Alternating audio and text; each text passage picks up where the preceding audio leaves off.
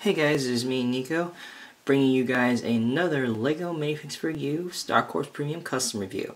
Now today, I have the plain Phase 2 Clone Trooper, or just the Clone Trooper, as the title for this figure on the Minifigs4U website. And I'm going to just say some of the basic information of this clone before I get into my little explanation. This clone costs $23.50. Is currently not being sold on the Minifigs4U website. It has sold out. It does come with 7 CIC weapons. It comes with the same CloneArmyCustoms printed helmet. And that is some of the basic info. Now, before I get into the full-on review, I want to pretty much just say something that I don't usually do with custom minifigure reviews. But for the first time, I'm going to do this. Now, the controversial thing I know you guys are pretty much concerned about is, this is a plain Phase 2 clone. Says it all in the title of the minifigure. Why pay over $20 for a clone like that, whereas, I could go on Bricklink or eBay or any other store or site that sells Legos and get another Phase 2 clone from Lego, or possibly get something cheaper from another customizer who does custom clone commissions, or has another plain Phase 2 clone as their product. Well, let me tell you guys this, alright? For $23.50, you get a figure that is amazingly detailed. I do not have a CloneArmyCustoms clone to compare this to, but I'll tell you this much. This is just about CAC caliber, even though it is just a plain Phase 2 Clone Trooper. I will be getting into a full-on comparison of this figure compared to a plain Lego Phase 2 Clone Trooper. And also, don't usually do this either, but I am going to be comparing another customizer's Phase 2 Clone Trooper to this figure, Republic Customs' Phase 2 Clone Trooper. So, let's get started with the review, guys. Alright guys, so here's the plain Phase 2 Clone Trooper. Now, a little bit of the backstory that we probably all know. During the time of the Clone Wars, more like the end of the Clone Wars, like the last few remaining battles, Battle of Megiddo, Kashyyyk, Kid and Moidia, all of the battles seen in Revenge of the Sith, the Clone Troopers underwent an initial change of armor, pretty much an armor upgrade, from Phase 1 armor, which we saw in Episode 2, Attack of the Clones, when the clones were first shown. And this was pretty much supposed to be a new reinforced armor that, could actually sustain more life for the clone after being hit with blaster fire. But, as we kind of see more in the Clone Wars and the actual Star Wars movies, it doesn't really do them much good anyway, sometimes against a droid who gets a good shot off from the blaster. But anyways, guys, these clones were, with the new armor, it was pretty much implemented throughout the entire galaxy. I don't know the exact midway of when the clones went this change in armor, but I can tell you guys this.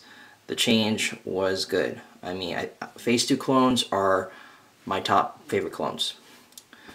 Between Phase 1 and Phase 2 all the way. So, let's get down to the review. Okay guys, so as I stated earlier, you have your plain CAC helmet.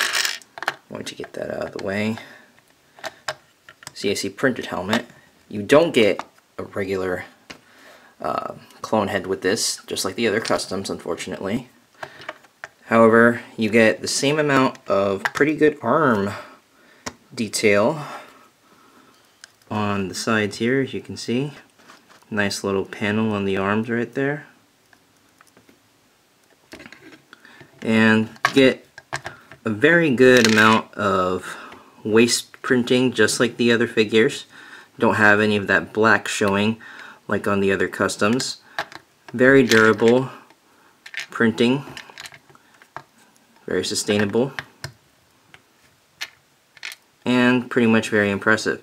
Now, this kind of printing and this kind of waist printing is one of the main reasons why this clone is initially better than the clones given to us by LEGO.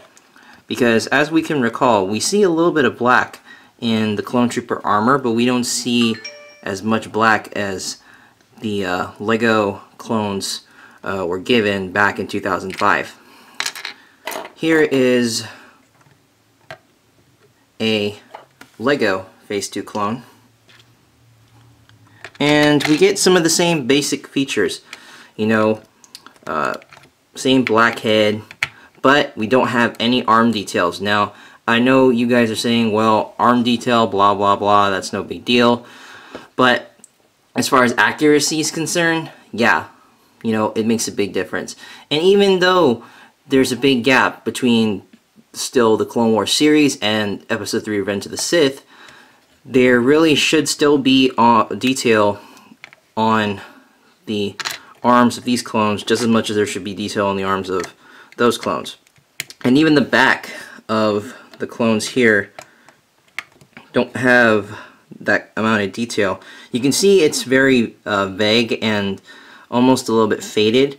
As you can see, LEGO did have to squeeze in their printing because they don't do this kind of waste printing.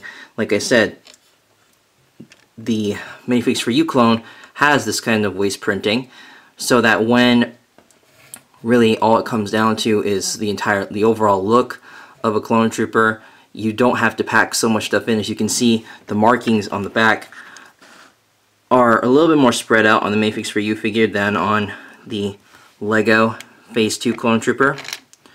And even the front detail is pretty much better.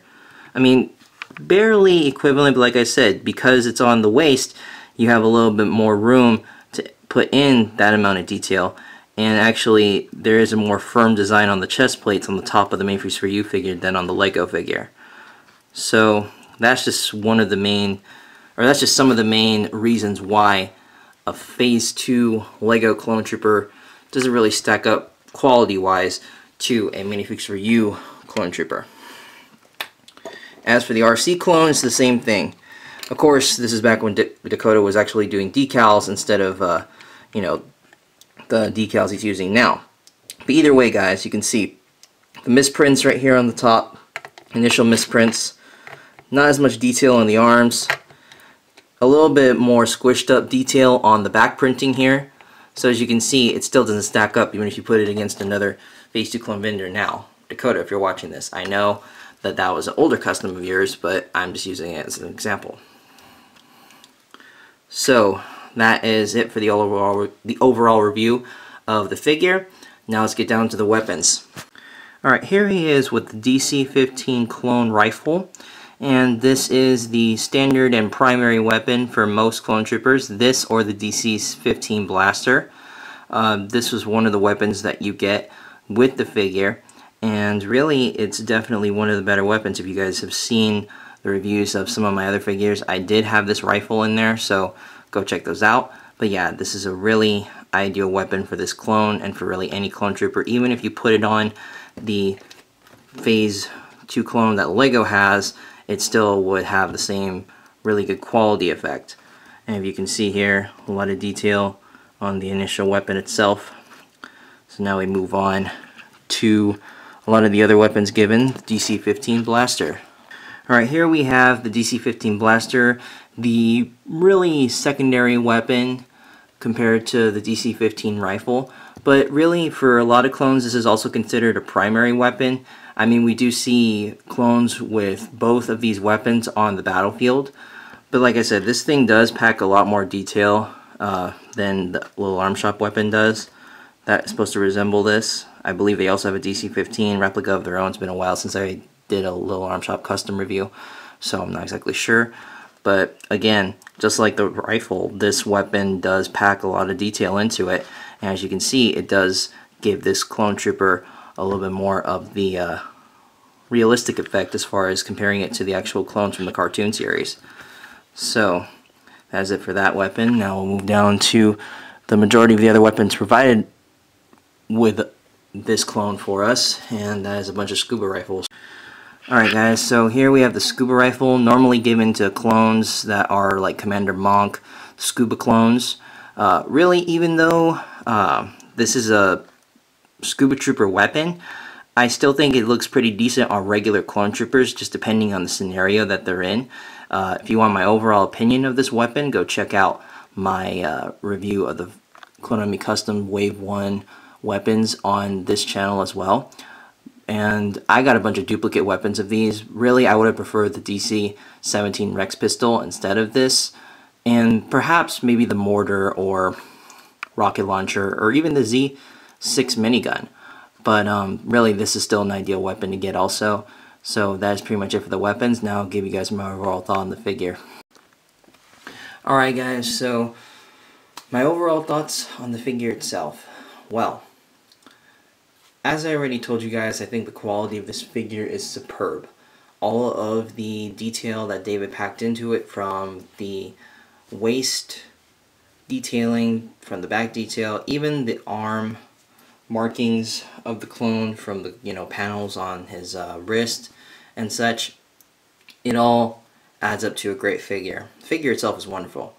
Now, as for the weapon selection, as I stated a couple of seconds ago, I would have loved to have had a little bit more diverse weapons that you see plain clone troopers carrying into the battlefield, but like I said, really that's an issue on the inner works of Minifigs4U, as far as them not having the individualized box art that they did before, and actually having the weapons pre-packaged with the figures.